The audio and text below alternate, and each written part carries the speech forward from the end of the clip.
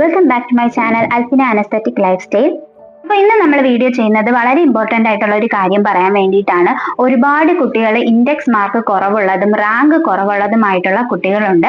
അവർ കേരളത്തിൽ തന്നെയേ കിട്ടുള്ളൂ എന്ന് പറഞ്ഞു നിന്ന് കഴിഞ്ഞാൽ അവരുടെ ഒരു വർഷം പോകുന്നതായിരിക്കും. നമ്മൾ മനസ്സിലാക്കേണ്ട ഒരു കാര്യം, കേരളത്തിൽ മാത്രമല്ല മികച്ച കോളേജുകളും അഫിലിയേഷനുള്ള കോളേജുകളും ഫെസിലിറ്റീസും നല്ല ടീച്ചർമാരുള്ള കോളേജുകളും ക്ലാസ് ഉള്ള കോളേജുകളും ഒക്കെ ഉള്ളത്. പുറത്തും ഇതുപോലെ വളരെ മികച്ച കോളേജുകൾ ഉള്ളതാണ്. ഞാൻ ഓൾറെഡി ഗവൺമെന്റ് സീറ്റിന്റെയും സെൽഫ് ഫിനാൻസിങ് സീറ്റിന്റെയും അഡ്മിഷൻ ചാൻസസ് വീഡിയോ ചെയ്തിട്ടുണ്ട്. അത് കാണാത്തവർ അത് ചെന്നൊന്ന് കണ്ടു നോക്കുക.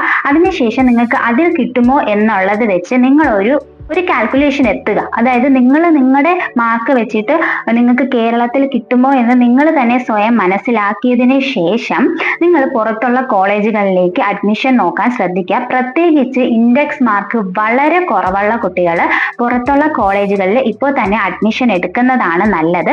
കാരണം ഇനിയായി കഴിയുമ്പോൾ LBS ഒക്കെ വന്നതിന് ശേഷം കിട്ടിയിട്ടില്ല എന്ന് ഉറപ്പ് വരുത്തിയതിനു ശേഷം നിങ്ങൾ അഡ്മിഷൻ എടുക്കാൻ വേണ്ടി നിൽക്കുകയാണ് എന്നുണ്ടെങ്കിൽ നിങ്ങൾക്ക് സീറ്റുകൾ നഷ്ടപ്പെടുന്നതായിരിക്കും. എല്ലാ കോളേജുകളിലെയും സീറ്റുകൾ ഫുൾ ആകുന്നതുമായിരിക്കും. പിന്നെ പൊതുവെ കേരളത്തിൽ പറഞ്ഞു വരുന്നതാണ്, ഈ മാർക്കില്ലാത്ത കുട്ടികളാണ് പുറത്തു പോയി പഠിക്കുന്നത്.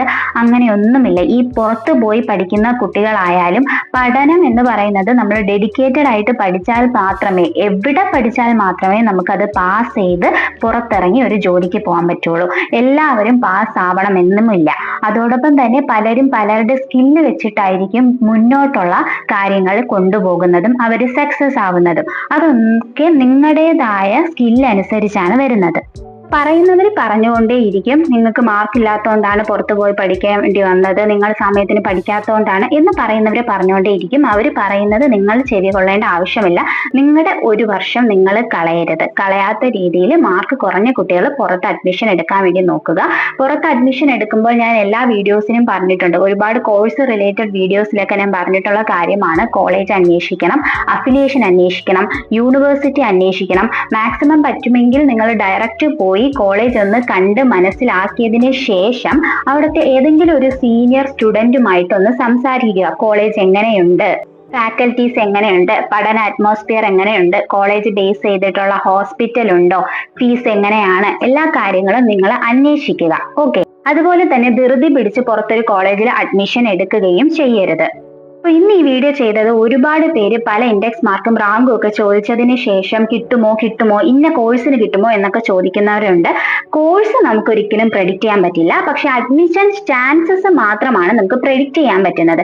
അത് പ്രെഡിക്റ്റ് ചെയ്തിട്ടുള്ള ഞാൻ ചെയ്തിട്ടുള്ള വീഡിയോസ് നിങ്ങൾക്ക് കണ്ടു നോക്കാം. അതോടൊപ്പം നല്ല ഇൻഡെക്സ് മാർക്ക് കുറഞ്ഞ കുട്ടികൾ കേരളത്തിന് വേണ്ടി വെയിറ്റ് ചെയ്യരുത്. പുറത്ത് ഒന്ന് നോക്കുക. പുറത്തും നല്ല അഫിലിയേഷൻസും മികച്ച കോളേജുകളും ഒക്കെ ഉള്ള കോളേജസ് അവൈലബിൾ ആണ്. അപ്പോൾ നിങ്ങൾ അത് ഒരു കരിയർ ഗൈഡൻസുമായി ബന്ധപ്പെട്ടിട്ടോ അല്ലെങ്കിൽ നിങ്ങൾ ഡയറക്റ്റ് അന്വേഷിക്കുകയോ ആ രീതിയിൽ നിങ്ങൾ ഒരു വർഷം കളയാതിരിക്കാൻ വേണ്ടി ശ്രദ്ധിക്കുക. അപ്പൊ നിങ്ങളുടെ ഫ്രണ്ട്സിലേക്കൊക്കെ ഇതൊന്ന് ഷെയർ ചെയ്ത് കൊടുക്കുക. അപ്പൊ ടെൻഷൻ അടിക്കാതിരിക്കുക. അപ്പൊ നെക്സ്റ്റ് വീഡിയോ ആയിട്ട് നമുക്ക് ഉടനെ തന്നെ കാണാം. അതുവരേക്കും ഓക്കെ, ബൈ, താങ്ക് യു.